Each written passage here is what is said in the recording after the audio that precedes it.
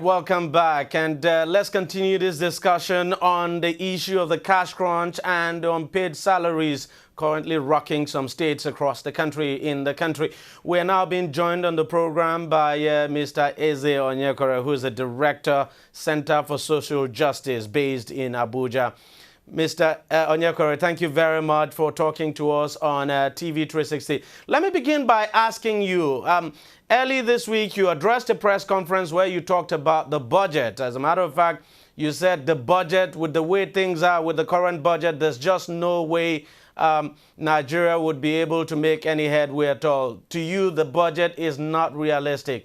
Tell me your concerns about the 2015 budget. Well, the concerns are just written all over and on the face of the budget. A budget of consumption and a budget where less than 12.4% is being dedicated to capital expenditure. We are all living witnesses to the fact that Nigeria is suffering from an infrastructure deficit and that we need to invest in these critical infrastructures to be able to grow our economy, grow our competitiveness, and ease the way we do business in the country. And as such, if we make all the budgets simply to pay salaries, or simply for overhead expenditure, or even to pay debts, pay and service debts, that shows that we are not investing in the future. And we are not even able, as at today, to even pay salaries without borrowing. So the whole budget needs to be restructured, needs to be reconfigured in such a way that it is able to respond to the critical needs of Nigerians. Apart from the expenditure projections, the revenue projections as well needs to be reconfigured in such a way that we are able to live realistically within our means and to fund the projects and programs that are encapsulated in the budget. Now, can't we say the reason why the budget is like that is just because of the cash crunch we're going through at the moment? We're not getting enough from oil. I mean, from the sale of oil. You know, the prices of oil fell, and up till this moment, they've not picked up dramatically. So we're having less and less from the sale of crude oil. Yes, that could partially be the reason. But when your income and revenue falls, what do? That's why we are talking about restructuring.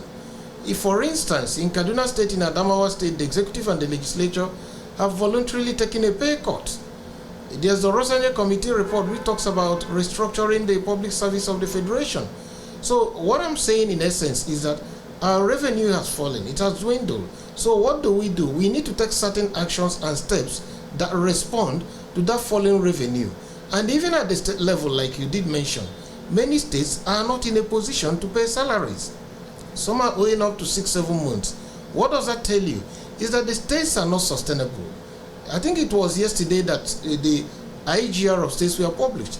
And you find states that most of them didn't make up to 10 billion naira in a whole year from internally generated revenue sources. And then they have a wage bill of 2-3 billion naira every month. So it doesn't make sense. We have to live within our means.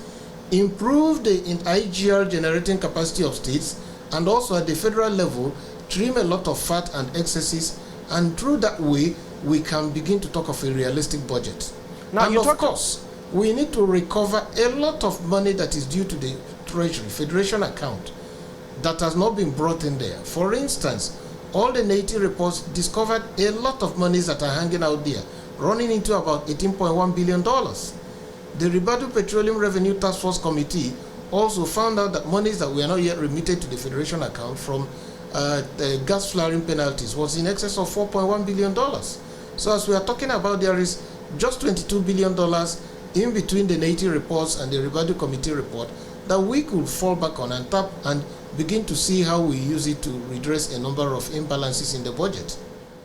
I mean, it's a good thing you talked about some states that have decided to take a pay cut. I mean, I'm talking about both the executive and the legislature. A good example, of course, Kaduna State, where the governor and is cabinet. As well. Okay, very good. But it then leads me to this question. What do you make of what is going on now? The issue of the wardrobe allowance of the members of the National Assembly. People have said they too should be considering taking a pay cut, and that if they are getting 9 billion naira as a wardrobe allowance, then it doesn't make sense at all at this time. Well, I think the public was misinformed. The 9 billion naira is not for wardrobe allowance, it's for other miscellaneous allowances that are taken from the car, the furniture. But even if it is for all the allowances combined, we are saying that that amount of money is still too much. If you benchmark it against what other people are earning in other sectors of the economy, and that's why we have endless strikes, because you'll be telling lecturers, you'll be telling doctors, you'll be telling lawyers and other professionals to say, oh, there's no money, please manage what is available, while they see some people who are living like prince and princess. So I think that the challenge is for us to be able to sit down and do a proper benchmarking of the contributions of the various individuals and public office holders to the economy. And on the basis of that, we are able to give them a reasonable salary. What we are saying is that considering the reality of our time and the enormous powers at the disposal of the National Assembly and the executive, they should lead by example, because they can now say, well, we've been able to cut down our own tech pay, so every other person has to take some haircut, and then it will be easy to convince others since they have led by example. But if it is about sermonizing and moralizing at a point that the economy is down, and instead of coming down from their high horse, they are still stuck up high there, then nobody is going to listen to them, and there's no way we are going to make progress, and there's no way we are going to have change if there's no leadership by example. Now, can I just ask you to react to this? Some of the lawmakers have actually come out to say, look, the money, these allowances we're looking at does not come from them. It's not their own making. It's actually coming from the Revenue Mobilization and Fiscal Commission. Yes, that's true. That's true. It's not the lawmakers that decided their earnings. Those allowances and perks of office were fixed by RAMFAC, although we say it's on the high side. But even if you look at what they're taking more critically, if it is just about those allowances alone, Nigerians will have no cause to quarrel. We are talking about 9.5 or 9 point something billion naira. And by the time you add their salaries for 1 year, it may not be more than that. So that will bring it to roughly about 20 billion. And then you talk about their support staff and then Institute of Legislative Studies and NABRO. I don't think it should be more than 30 billion in all. But you can see that they have been consistently taking 150 billion since 2010. This year, I think they came down to about 120, 125 billion because it felt like people were already shouting. What we are saying is that that legislative work can be done with about half of 150 billion. With 75 billion, they can do that legislative work and do it well. Because if you remove this remuneration, then you are talking of about roughly 90 something billion for running their overheads. What exactly are they running in overheads that will require or gobble that kind of money? So we are still insisting that they need to cut down those overhead allowances and all those bloated capital expenditure that they packed into the budget of the National Assembly. Not just the National Assembly alone. We have heard that our president is a transparent and accountable fellow, that is a very frugal person. We do not see the reason why he should maintain 12 aircrafts in his fleet. We expect them to be sold off, return not more than 2 or 3, service them well, and that will be enough. If the Queen of England has no fleet of aircraft, the British Prime Minister has none. And these are very rich countries that colonized us. So how come that we are maintaining 12 aircrafts? We also expect the government to stop sponsoring pilgrimages, because it doesn't make sense. Religion, whether you are going to Mecca or Medina or Jerusalem, is a private affair. And the Constitution forbids the adoption of state religion. So there is no reason why we should be subsidizing or paying for people to simply travel out of the country for their private religious ends. And there are quite a lot of other areas, all kinds of welfare packages, all kinds of refreshment packages in some ministries. The money they are budgeting, it will be much more than they used to run a big restaurant chain. So you start asking yourself, what exactly are we paying for? So there is a lot of fat, excessive fat, to be cut off from that budget if we are reasonable and we are realistic and we want to run a good government. Let's talk about Buhari now. I mean, the president of the country. At your press conference, you did talk about the president not hitting the ground running. You want to expatiate on that? Well, we had expected that the current president started running for presidency in 2003. That means for the past 12, 13 years, he's been aspiring to be president. And luckily for him in March, God answered his prayers and Nigerians voted for him. So he was giving his heart desire for 12, 13 years. And beyond that, he was also given 2 months after he's been declared winner to go home and adequately prepare. So he came to office, proverbially speaking, very well prepared. So he should have hit the ground running. For instance, we don't have a secretary to government of the federation. There are many appointive offices that he doesn't even need legislative approval. One would have expected that he should have considered by now. Even the ones he needs legislative approval. For instance, there's no reason why we shouldn't have had a Minister of Finance now. Because the Minister of Finance is the person who has to start doing the medium-term expenditure framework and start preparing for the 2016 federal budget. As we speak, the law says that the medium-term expenditure framework should be ready for approval of the Federal Executive Council by the end of the second quarter, which is June. And we're almost towards the end of June. We've not even started the process. So what we are laying the foundation is the late preparation of the budget, since we have not started preparing the background documents that should inform the budget. So at the end of the day, we'll have a late preparation, late approval, and all the troubles and brouhaha that come along with it will continue. But in all fairness, I mean, this president is just about 2 weeks old in office. That's why we are saying that he had 13 years to dream of being a president. So what were his dreams about? What were those things he hoped to do as soon as he was given power? You know, we are not saying he should perform magic, but we are saying that the circumstances under which he came in warrants that he should have hit the ground running. He cannot even begin to compare himself with how many days he took Obasanjo or Yaradua or Jonathan, because at the time these people came in, we didn't have this kind of grave national crisis we have today. Look at the challenge, whether it's in power sector, fuel, whether it is the insurgency. We are living under siege. So we expected a president who has been ambitious, or who have lost that ambition for 12, 13 years, to move immediately to start solving the problems. Not that we are expecting to perform miracles, but at least get people who will assist him to begin to have a grasp on the handle of those problems. Well, let's just hope we see the president begin to perform, as you said, in the coming days and weeks. Let me take you to the next issue now, the issue of unpaid salaries. About 18 states, as we speak today, have not been able to pay their workers for several months. Are you shocked by the development? Yeah, it's quite shocking because governors were elected with their state houses of assembly to prudently manage the resources of their state. But what we have seen is a clear case of fiscal irresponsibility and fiscal rascality, executive recklessness, and the legislature abandoning its oversight duties over the executive. So, we have a feeding bottle federalism where most states governors do not bother to raise internally generated revenue, do not bother to be self-sustaining. At the end of the month, they send the accountant general and the commissioner for finance to come to Abuja to come and get their share. And since the share started dwindling, they are left in the lurch. They are just like raising their hands into the air and they don't know what to do. I think that what they are trying to say, asking the federal government to bail them out, is trying to set a very dangerous precedent. First, it was the bankers that wanted CBN that CBN bailed out. Now, state governors are asking the federal government to bail them out. Where will the federal government get that money? Because the federal government has problems of its own. It even borrowed money to pay the last tranche of salaries it paid. So are they asking the federal government to simply order the mint and the central bank to print more money?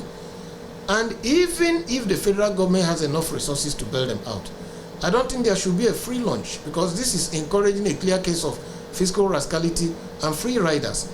I think that if the federal government has the resources to bail them out, it should attach with it some conditionalities. And so this presents a clearest opportunity for reforms in fiscal governance at the state level. For instance, each of these states should have a proper public expenditure management and finance review, where all the flaws in their system will be catalogued, and then with recommendations to plug those leakages in their system. And it's like we have found the challenges in your state in terms of the fiscal matters you handle. These are the recommendations to plug those flaws.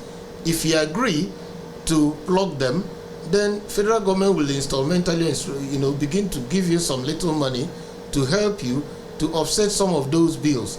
But you can't simply continue in the old ways. Go to most states of the Federation, you can hardly find their budget in the public domain. Their governors take up to 200-300 million naira as security votes, which I don't account to anybody. They engage on all kinds of recklessness, and they live like emperors, having fleets of over 20, 30 cars in their convoy. So what are we talking about? So are we going to simply encourage this kind of recklessness to continue? I know workers are entitled to their pay, and that it will sound not politically correct to say, well, put all kinds of hurdles before the access money to pay workers. But it's an opportunity to call these emperors to order, or else we simply encourage them to continue their lavish lifestyle, and at the end of the day, somebody will now bail them out.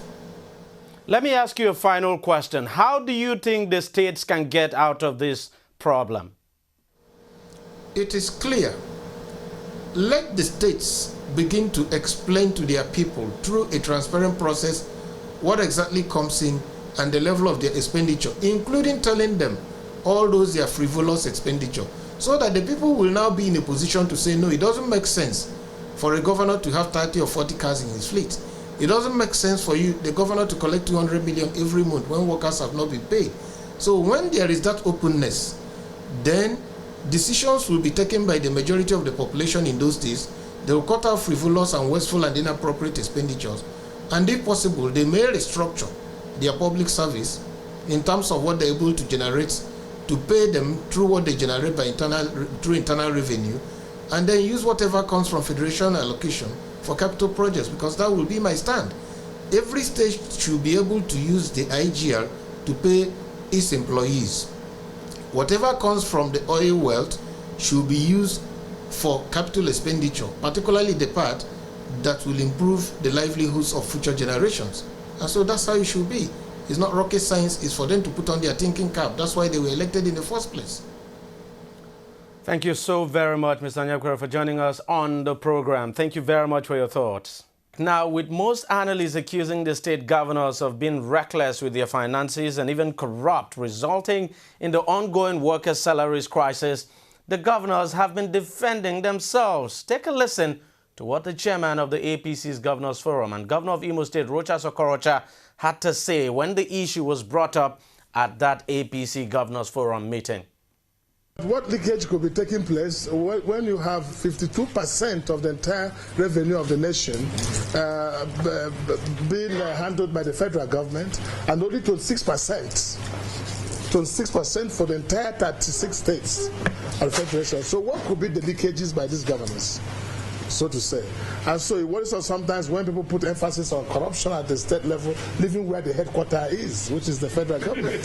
So what would you say with 26%? Assuming 26% had gone wrong, then 52% should have made up for it. So I don't think you are quite right. We're not saying there's no corruption at the state level. There could be. We're not saying that. But emphasis has not been put where it should be, because the EFCC was set up for federal government. So federal government is not subject to any scrutiny by the EFCC. So, but I think with the coming of Buhari, some of these things will be sorted out.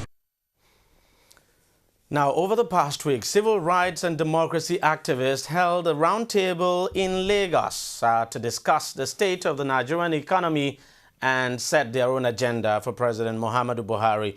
The event was chaired by prominent human rights lawyer and senior advocate of Nigeria, Femi Falana. The discussions at the forum centered or actually covered a wide range of subjects, including fuel subsidy, allowances for the country's lawmakers, and lots more. Here are some of what the speakers at the forum said. The election of Senate President or House of Reps Speaker in Abuja is a crisis being faced by the Nigerian economy today. A situation whereby over 25%, over 25 to 30 states can no longer pay the meager salaries of workers, wages of workers, can no longer be paid. Again, out of indolence, I've seen our media in the last week or two trying to concentrate all attention on Osun State. Whereas, I think Osun is owing 7 months now. 6 months. There are states that are owing 9-10 months. 11, Imo State.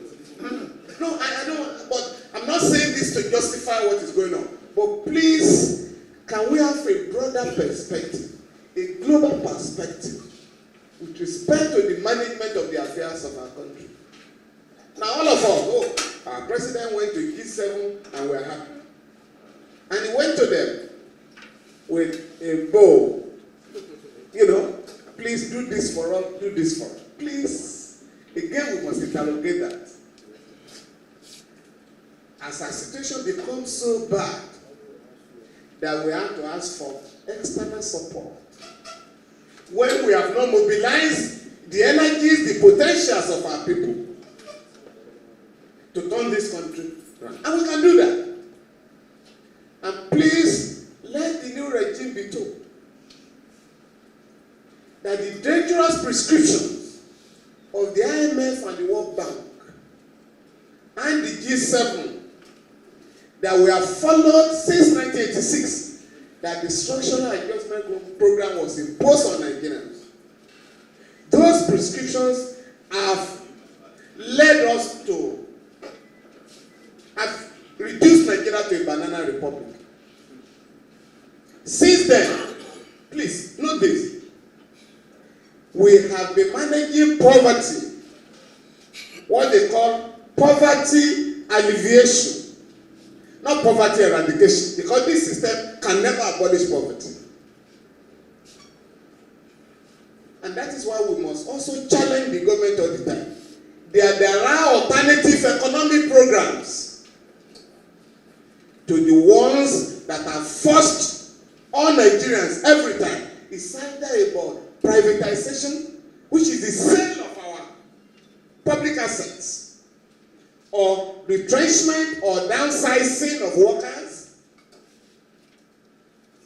or trade liberalization, so that all manners of goods are brought to our country to destroy our industry. And that is what has happened today.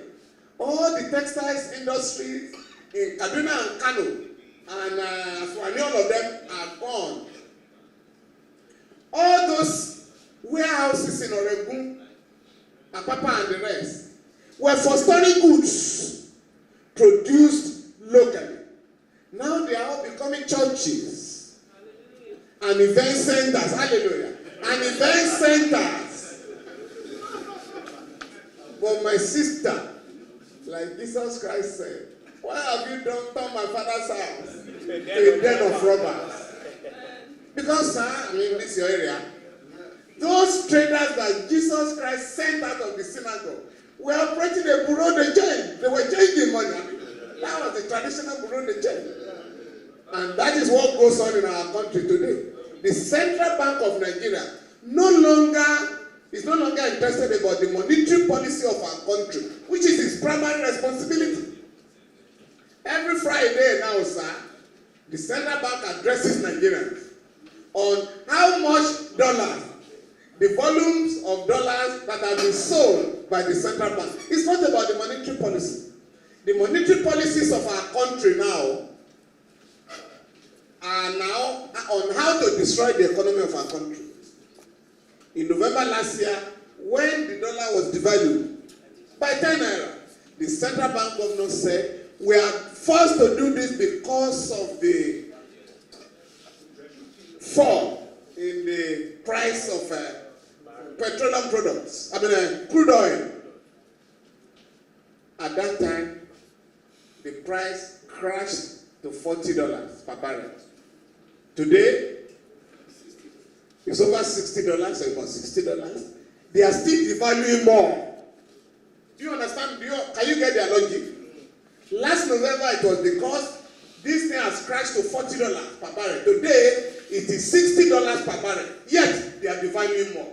And that is why we must begin to interrogate these guys who have taken over our country's economy, not for the interest of our country as stipulated by Section 16 of the Constitution, that the economy of Nigeria shall be controlled by the government in the public interest, no group of people shall be allowed, right, to take control of the economy of our country. But what has happened? Apart from selling the assets of our country to a few people, you also, as traders, because these are traders, you also give them waivers, D2 waivers. This, my friend, and I import goods to Nigeria. No, I'm assuming we import goods to Nigeria. The government will allow you, if you are close to the villa, they will, or if you are a member of the economic team, conflict of interest, so they forget them. They will allow my friend to have yearly 200, 500 billion D2 waivers, while I have to pay. Yet we are going to sell in the same market. I'm bound to be a rich man. I mean, it's bound to be a rich man at the expense of the society. So we are trying to gather here today to look at fuel subsidy, myth or reality. Because many of us right now, unconsciously, are saying, they should remove this subsidy now. We have suffered enough. Even if they now say the price should be 100, who buy now? After all, we are all suffering now, we are buying now. Because of the artificial scarcity, we are now happy to say, please just remove it. We want to find out today, what is this business of fuel subsidy? Who has benefited? And why is it all the time that the Nigerian people must bear the brunt of economic mismanagement of our country? And that is why the poor people are being asked now, tighten up your belt once again. We have to make sacrifice. But we want to say that those who should make the sacrifice are those who have cornered the resources of our country. We have to start early in order to wage this war against the absurdity that is playing out in National Assembly so that we can stop it, or else, if we go to sleep the way we did in 1999, I mean the Civil Society Group, and these guys go ahead and fix all this manner of obscene allowances, and we keep quiet, they will go ahead and discuss it and nothing will happen. But the moment we take a step early enough to stop it by way of using the social media, the mainstream media, including physical demonstration, and I think there will be a right signal will be sent to them. So issue of 9 billion alone for dressing, why people cannot afford a square meal a day, why many states cannot pay salary for upward up to 11 months, and then somebody is dressing, himself, and this is a negligible number of the populace for 9 billion is something that is very obscene and should, arouse our conscience to do something about this. There are a few things that I believe that this country can do and may not involve dollarizing anything. Fabrication of equipment has been going on in Nigeria even before the Civil War. And I believe that petroleum products were refined in this country during the Civil War and was used to prosecute that war. And these days, what we discover is that we even deplete our own environmental whatever, by burning what they call illegal refineries. Okay? Now, what sense does that make? Can't we supply more fuel for the people of Nigeria who yearn for it from this so-called illegal refinery? I call it local refinery. Then those who have obtained licenses to establish refineries, I mean, why should we give somebody like Dangote that leverage that, yes, you can determine what currency you sell or at what. Can't we have price control system that will determine how much you can sell a liter of fuel if you produce it in Nigeria? We have to have. Then there is this local content here that is contained in PIP. Yeah. How far is that helpful? If we, in fact, have to agitate that PIP should be made, potent. Then, talking about importation, even if we need importation at all, is it impossible for an agency, if NNPC is clean up, can't we just do the negotiation as importers, go and collect from this place? We have negotiated in the foreign land, we exchange, there's this crude swap system. Then we give them crude, they give us refined products. Then the system, I mean the government negotiates with the producing country and just give a license to an importer, go to that firm, we have paid them with crude, go and collect it. Then we track the products from the places of loading to places of discharge. Well, that's it on the program. If you want to watch it again, it's simple. Just go to our website, tv360nigeria.com. You'll find the program and lots more there. You can also watch us on YouTube by subscribing to our YouTube channel. It's actually youtube.com/TV360Nigeria. You could as well follow us on Google Plus at TV360Nigeria, or simply like us on Facebook. The address is facebook.com/TV360online. You can also follow us on Twitter. Our handle is at TV360Online.